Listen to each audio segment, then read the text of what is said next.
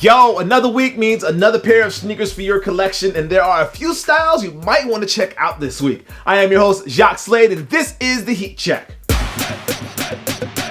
The LunarEpic Flyknit hit the sneaker scene back in the late spring and instantly became one of the most comfortable sneakers in the Nike running world. The Flyknit upper is obviously soft and conforms well to the shape of your foot, but really, it's the outsole on these that really makes the difference. With Lunar in the name, you already know they're going to be pretty responsive, but the outsole is a bit different as well. As seen here on the lows, the LunarEpic features laser sight geometric pistons that were inspired by a pressure map of your foot. Now these are actually made of Lunarlon and move with you as you run or walk. The latest version rocked that Flyknit in a variation of that multicolor look, which always seems to work for Nike. You can grab these right now over at Finish Line for $160.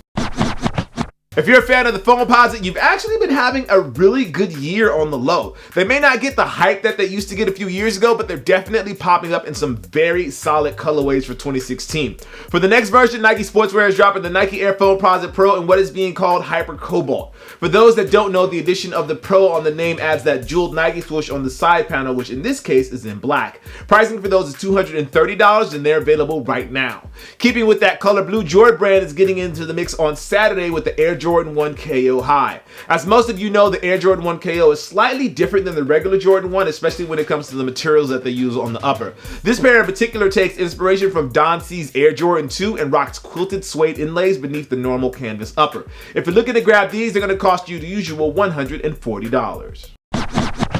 Saturday is also the day we get our first look, or get our hands on, of the new Adidas Yeezy 350 in infant and toddler sizes. Teased a few months ago by Kim Kardashian West, the baby Yeezys are basically mini versions of the shoes that you and I have. As for the colorways, Adidas is rocking with Turtle Dove and Pirate Black, which seem to be the most popular of the two. Pricing for these is $130, and they are going to go quick, so you better be on it if you want to cop a pair. Saturday is also the day we get our last bit of Olympic gold with the Air Jordan 11 Low. Still rocking that patent leather rand, this colorway of the shoe carries the closing ceremony nickname as an ode to last Sunday when Jimmy Butler and Team USA shut down the Olympics with the gold medal. Contrasted with white on the upper and a black liner, this Jordan 11 Low is going to cost you $170 over at Finish Line.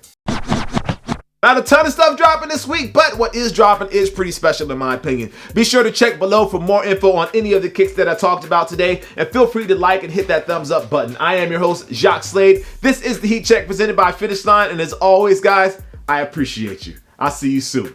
Peace.